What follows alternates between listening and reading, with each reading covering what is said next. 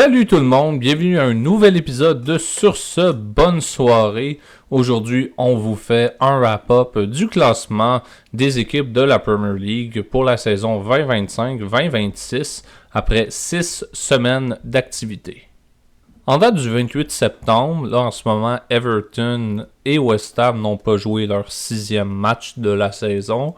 Mais le classement va comme suit. En première place, on a Liverpool, ensuite Arsenal, Crystal Palace, Tottenham, Sunderland, Bournemouth, Manchester City, Chelsea, Brighton, Fulham, Leeds United, Everton, qui n'ont pas joué leur 6e match, Brentford, Manchester United à la 14e place, Newcastle, Aston Villa, Nottingham Forest qui sont 17e, et les 3 derniers en ce moment sont Burnley, West Ham qui vont jouer contre Everton, et Wolverhampton Wanderers avec aucune victoire, 5 défaites et 1 match nul. Donc c'est ce qui est ça pour le classement. Donc commençons avec Liverpool rapidement, aucune surprise vraiment. Ça a été une défaite quand même assez surprenante, je dirais Crystal Palace qui sont 3e en ce moment.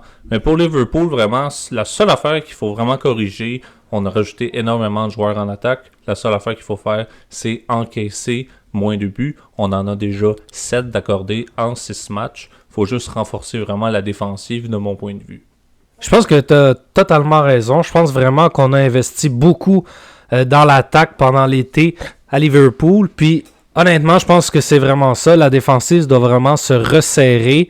On est allé chercher Karkesh en défensive, mais on a perdu un très gros joueur en Alexander-Arnold. Donc, il faut vraiment essayer de se ressaisir autour de Van Dijk, puis vraiment d'espérer que la défense tienne et que l'attaque continue à produire comme ils ont produit depuis le début de l'année.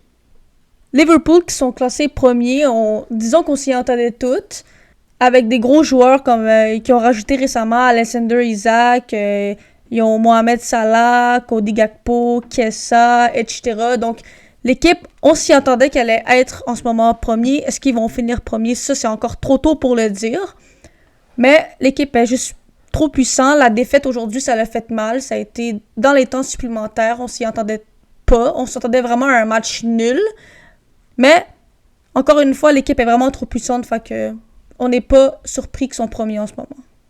En deuxième place, on a Arsenal et pour moi, c'est simple, Gyökeres. C'est vraiment pour moi la pièce qui manquait à Arsenal pour vraiment aller push pour gagner la Premier League. Pour moi, Gyökeres va être le joueur vraiment d'attaque, le joueur vraiment qui va faire la différence au côté vraiment, non seulement qui va renforcer l'attaque, mais aussi d'un milieu de terrain qui est absolument phénoménal avec des gars comme Odegaard évidemment, et aussi avec un gardien de but vraiment sensationnel en David Raya. D'ailleurs, Arsenal qui ont la meilleure défensive de la Ligue en ce moment avec seulement 3 buts d'accordés. Donc pour moi, Gyökeres c'est vraiment le mot d'action cette saison.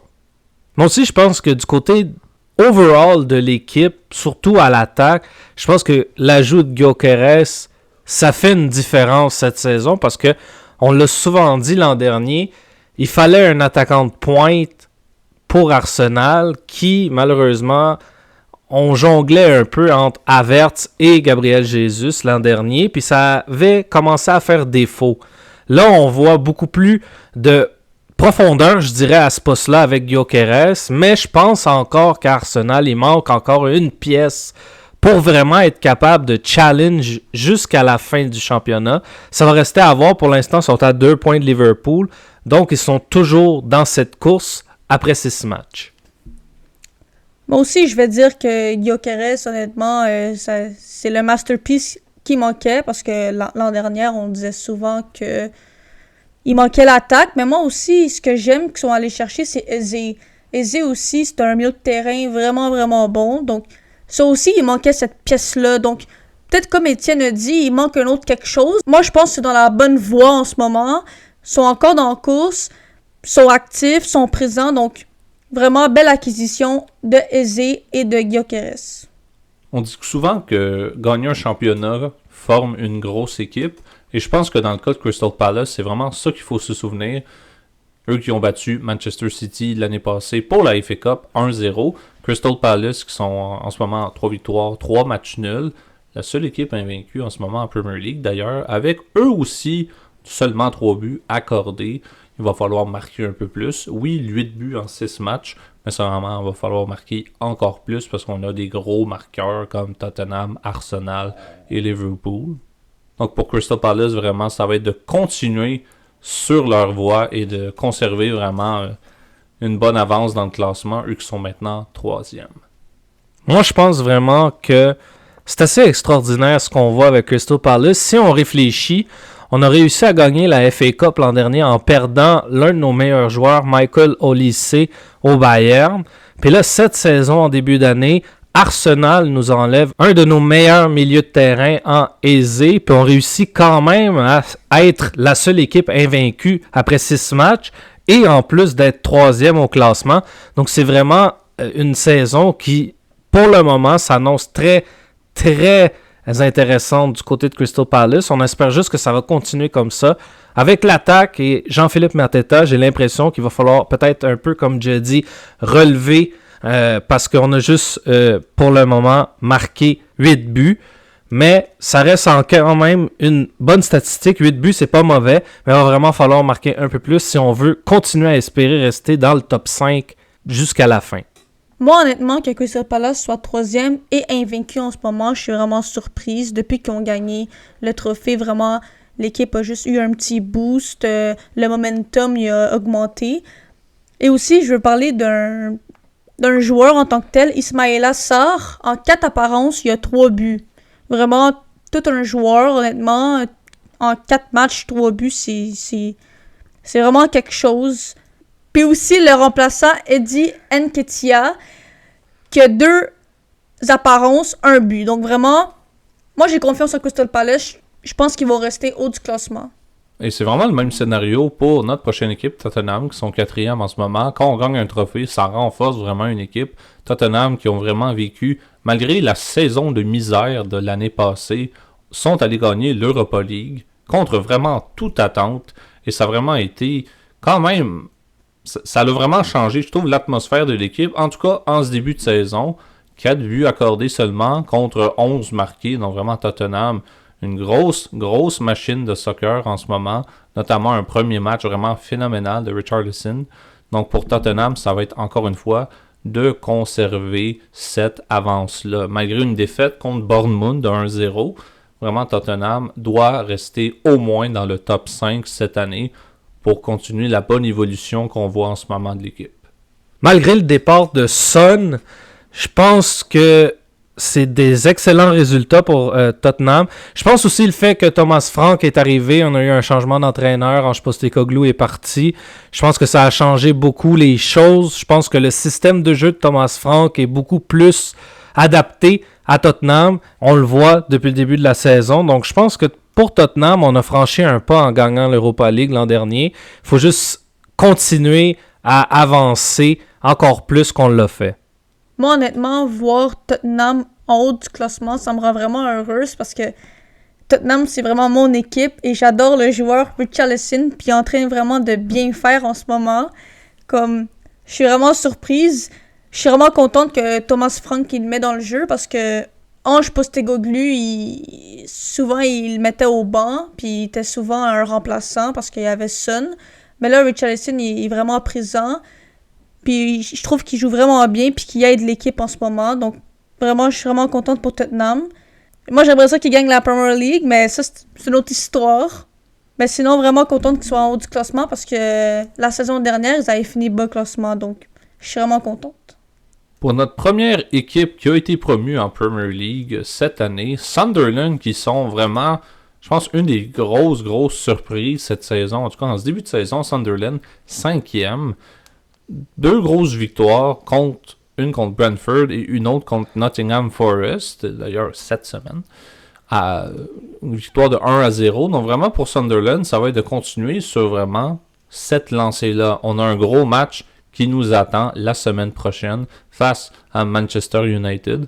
Donc ça va être important de profiter probablement des faiblesses de Manchester United Ça, on y viendra plus tard, évidemment, mais ça va être pour Sunderland de profiter de ces faiblesses-là, puis de profiter vraiment de la fragilité de Manchester United pour pouvoir obtenir une 4e victoire.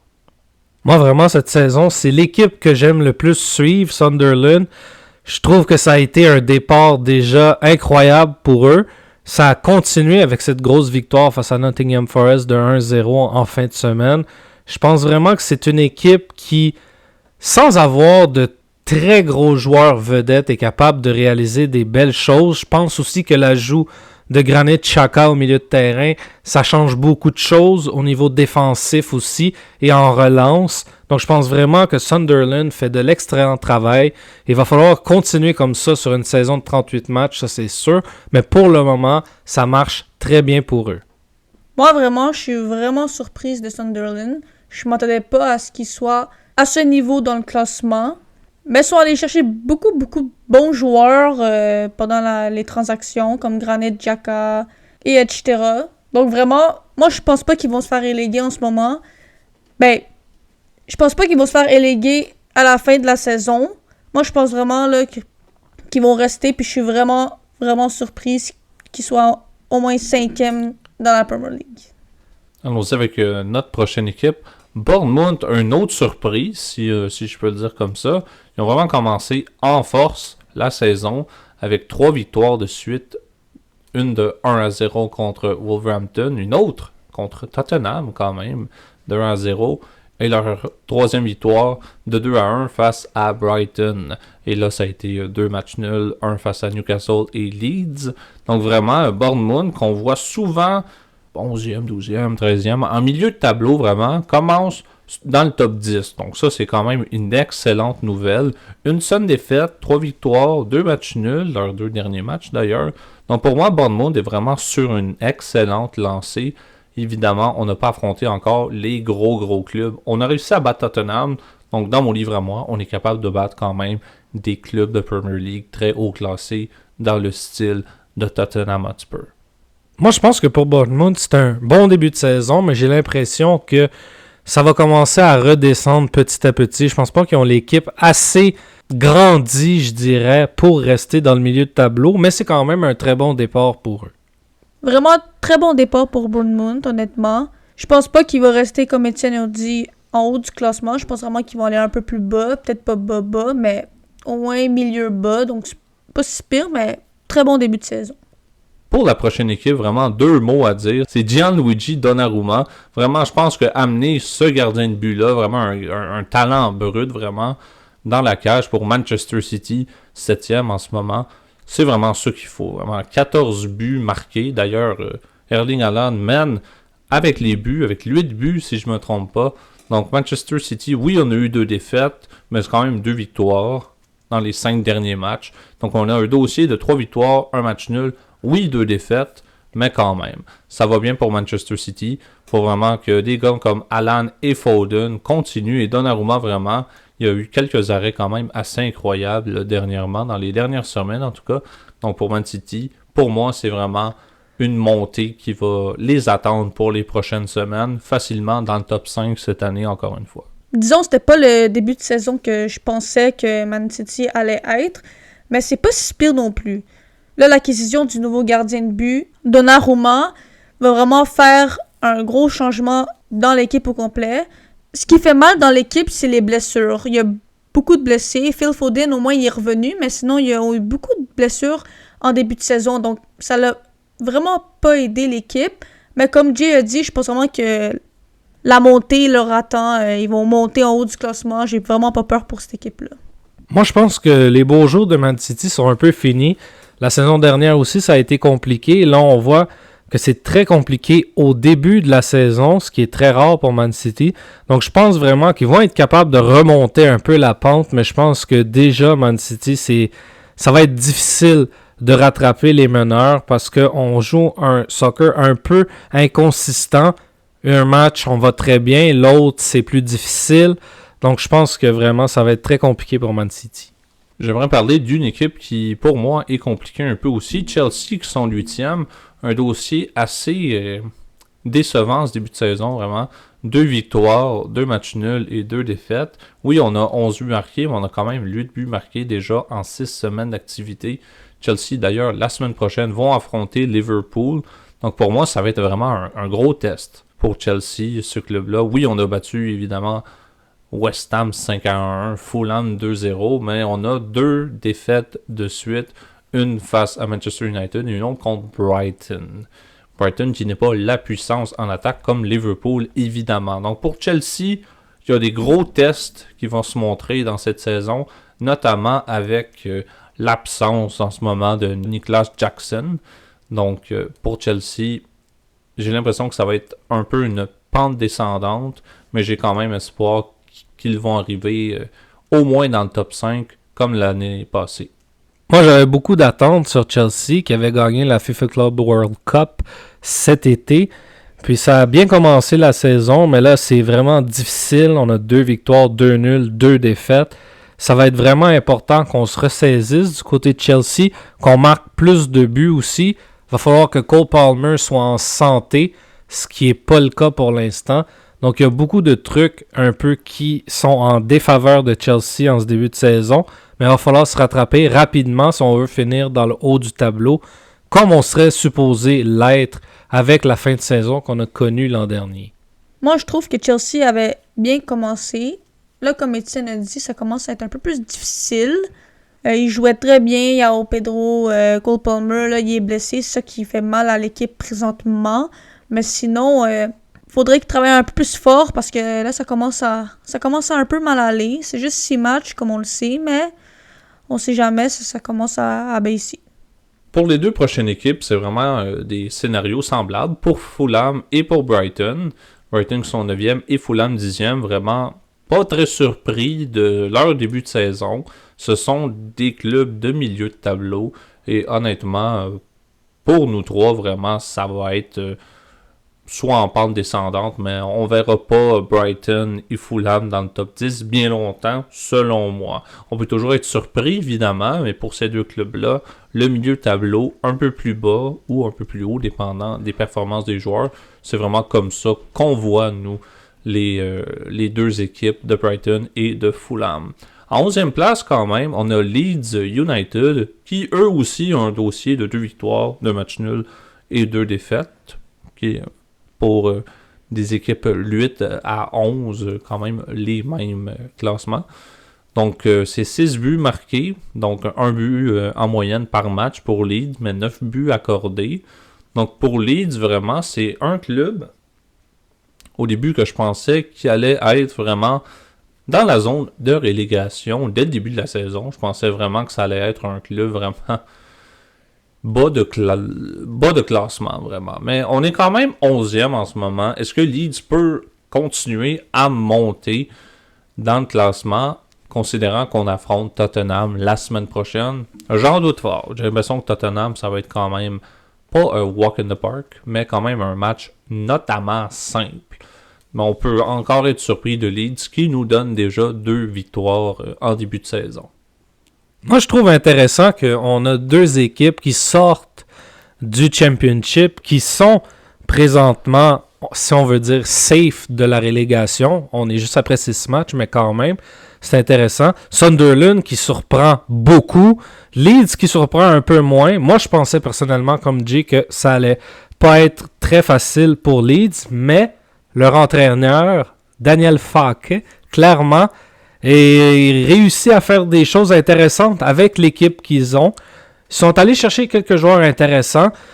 Puis vraiment, en ce début de saison, personnellement, je trouve que c'est très surprenant de les voir 11e, mais c'est une belle progression. Je pense pas qu'ils vont être capables de monter plus haut que ça. Ça reste à voir. J'ai l'impression qu'ils vont rester dans cette mid-card, si on veut, et peut-être même redescendre un peu plus, mais pour le moment, c'est un beau début de saison. Moi aussi, je trouve ça le fun que Leeds et Sunderland sont, disons, pas dans la course pour être en première place, mais dans une course pour, justement, ne pas retourner dans la Championship. Fait que moi, je trouve ça vraiment intéressant que Leeds et Sunderland sont quand même pas pires dans le classement. Donc, vraiment, pas pire début de saison pour Leeds. Ça va vraiment être le fun de voir s'ils vont continuer de cette manière-là. Ensuite, en 12e et en 13e place, un peu comme dans le cas de Brighton et Fulham, c'est Everton et Brentford qui sont en 12e et 13e place. Pour Everton, c'est 2 victoires, 1 match nul, 2 défaites. Et Brentford, eux, 2 victoires, 1 match nul et 3 défaites. Avec déjà 11 buts encaissés en 6 semaines. Et eux, Everton, vont jouer dès le 29 septembre. Donc, dans mon cas, en tout cas, Everton et Brentford, je les vois là, en milieu de tableau. C'est vraiment des places qui leur conviennent, selon leur statut d'équipe. Donc, pour moi, vraiment aucune surprise pour les deux équipes. Pour moi, Everton, je trouve que ça joue beaucoup mieux depuis les 2 dernières années. Ça a été très difficile dans les 2 dernières saisons. Puis depuis l'arrivée de David Moyes, et je le dis depuis qu'il est de retour, je trouve que Everton joue beaucoup mieux, ont une meilleure structure. Et l'arrivée de Jack Grealish cette saison aide beaucoup. Il joue extrêmement bien depuis ses débuts avec Everton. Pour ce qui est de Brentford, je ne suis pas surpris qu'il soit là.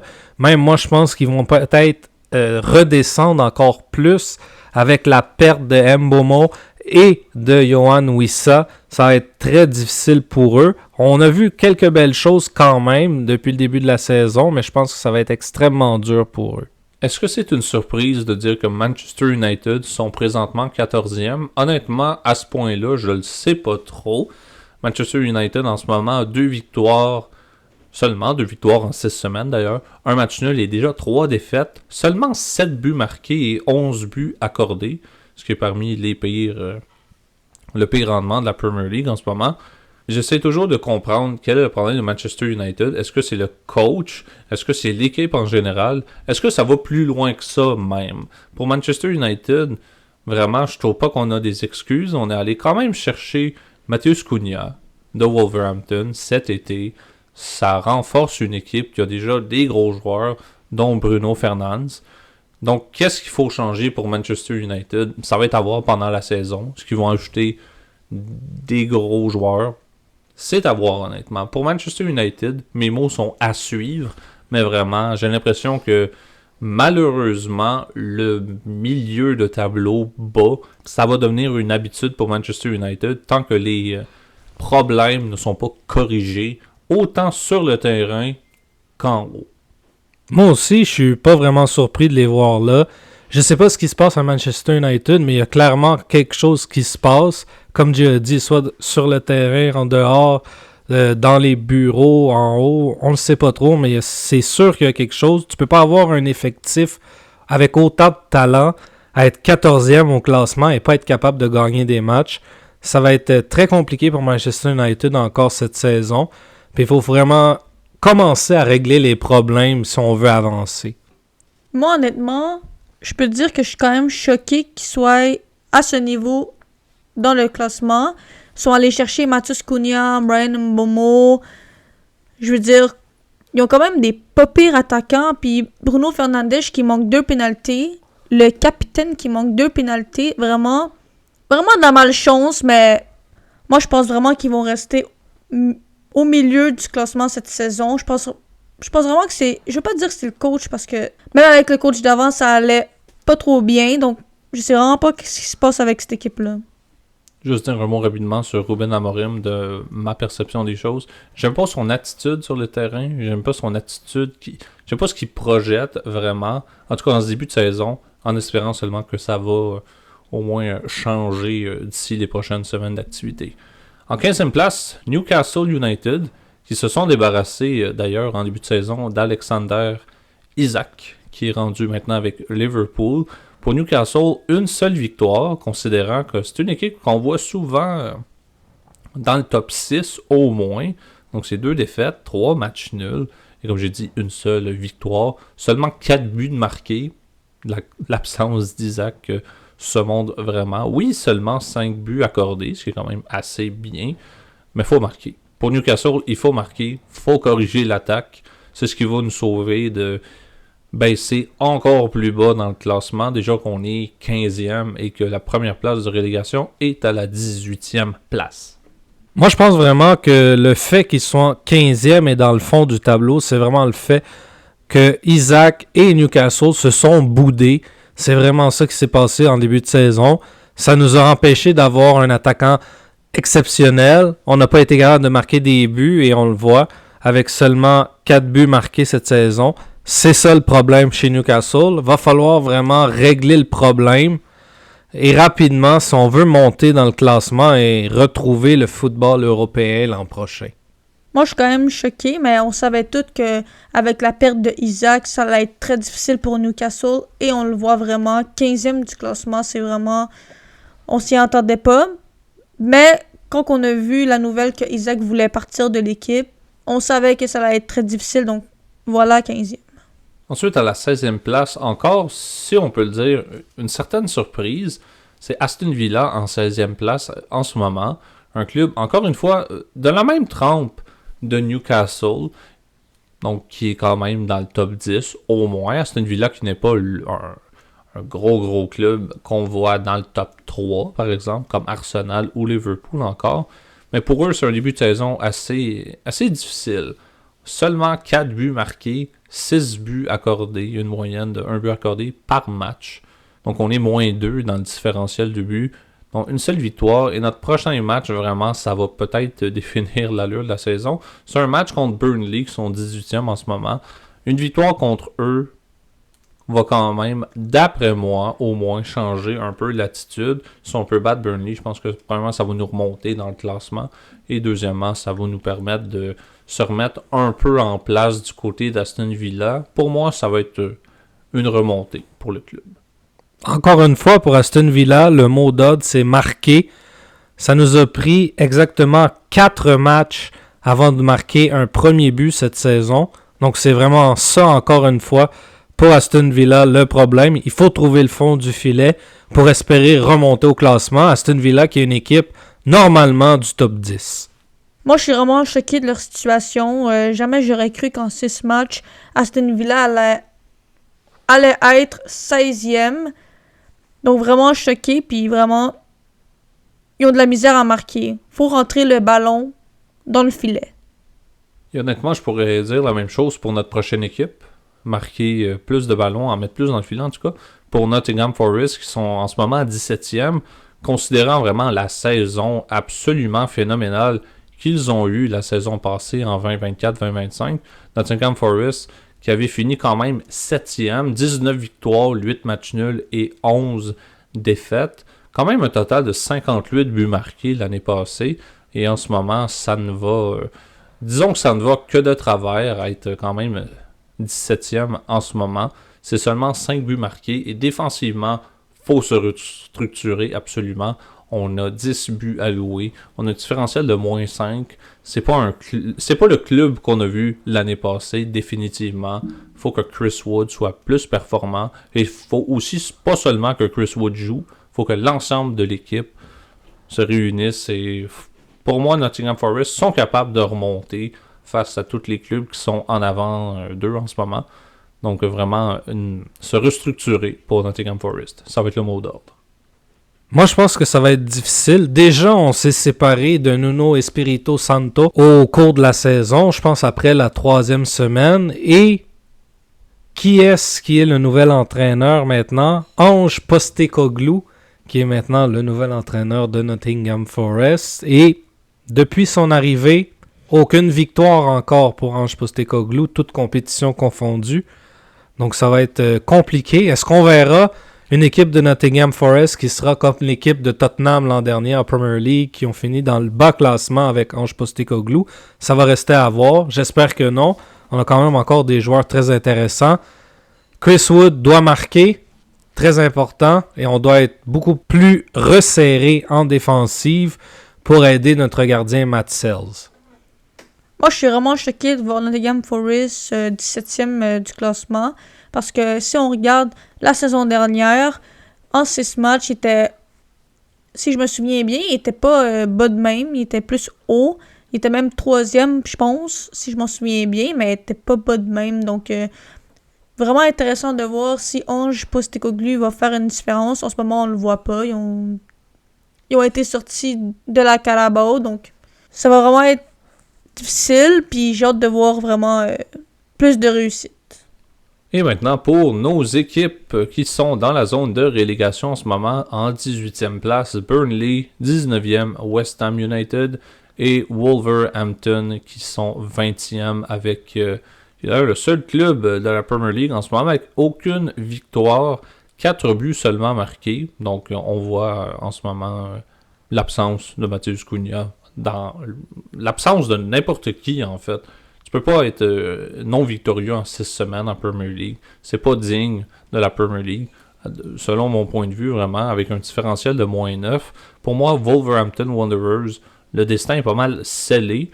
Si c'est pas dans les prochaines semaines que ça va se confirmer, mais vraiment, si on n'est pas capable d'aller vraiment marquer des buts, on peut pas marquer 4 buts en 6 semaines. Si on n'est pas capable d'aller marquer, si on n'est pas capable de défendre, pour moi, Wolverhampton vont aller en Championship, ça sera assez plutôt simple. Pour Burnley et West Ham, tout de même, 13 buts accordés en fait pour les deux équipes, mais je pense qu'on a encore un espoir au moins d'aller monter au classement. Il y a quand même des équipes de plus faible calibre en Premier League que Burnley peut quand même aller... Burnley et West Ham peuvent quand même aller battre. Pour Burnley, eux vont affronter Aston Villa. C'est possible pour Burnley, soit un match nul ou une victoire, mais il faut éviter les défaites pour les trois équipes en fait. Pour West Ham, la même chose. Eux qui vont affronter Everton dès le 29 septembre. Donc voilà, pour les trois équipes, faut marquer, faut défendre. Pour Wolverhampton, ça va être vraiment la tâche herculéenne cette saison. Pour moi, Burnley, je pense qu'ils sont à leur place en ce moment. Je trouve que cette année, les équipes qui sont venues de la relégation, en fait, sont quand même assez intéressantes. On se rappelle l'an dernier, ça avait été quand même les mêmes équipes qui ont eu des déboires tout au long de l'année. Cette saison, c'est pas le cas. Burnley, qui est encore dans le jeu, peut toujours sortir de la relégation avec 4 points. C'est très intéressant. Pour West Ham, c'est un peu surprenant quand même de les voir là. Je pense que vraiment, on a de la misère au niveau de l'attaque et au niveau de la défense. Il va vraiment falloir s'améliorer au cours de la saison pendant le transfer window de janvier parce que sinon, on risque de se faire reléguer parce que c'est très difficile au niveau de la défense et de l'attaque. Pour ce qui est de Wolverhampton, je ne suis pas vraiment surpris. Je pense que les départs de Mathis Cunha et de Ryan Ait-Nouri en défense, ça fait beaucoup de mal. José Sa, c'est difficile. Sam Johnstone, c'est difficile aussi dans les buts. On n'est pas trop sûr. L'attaque est anémique un peu, très difficile, malgré avoir fait un match nul et quand même un assez bon match cette fin de semaine. Je pense que ça va être extrêmement difficile pour Wolverhampton cette saison. Pour moi, Burnley, honnêtement, sont pas si pires parce que moi, je pensais qu'en ce moment, ils allaient être 20e parce que je trouve qu'ils sont beaucoup trop forts pour la Championship, mais pas assez forts pour la Premier League. Mais honnêtement, 18e, c'est vraiment pas si pire parce qu'ils peuvent toujours remonter. Ils ont juste 1 point de Nottingham Forest et 2 points de Aston Villa et de Newcastle. Donc, vraiment pas pire début de saison. Je m'attendais à pire. West Ham, honnêtement, je suis vraiment choquée. Là que leur entraîneur-chef, il est parti. Il va y avoir un nouveau entraîneur, donc ça va beaucoup aider à l'équipe, en espérant, mais ça fait vraiment dur. Ils n'ont pas fini haut non plus la dernière saison dans le classement. Ils ont fini, si je m'en souviens bien, je pense que c'était 15e. Mais sinon, début de saison vraiment difficile, vraiment choquant. Sinon, Wolverhampton, ils ont perdu 2 bons joueurs, comme Étienne avait dit, Matheus Cunha et Ryan Ait-Nouri. Donc, ça fait vraiment mal à l'équipe. Mais honnêtement, je m'y attendais. Quand j'ai vu que Matheus Cunha et que Ryan Ait-Nouri partaient de l'équipe, je m'y attendais qu'elle allait vraiment être en bas du classement. Pas encore de victoire. C'est vraiment choquant. C'est vraiment déprimant, disons, de voir Wolverhampton en bas du classement de même. Donc... en espérant qu'au moins, ils vont pas finir sans victoire, en espérant. Et voilà, c'est le classement après 6 semaines d'activité en Premier League. Et vraiment, le sport, vraiment, en fin septembre, début octobre, ça va vraiment être un cataclysme de sport.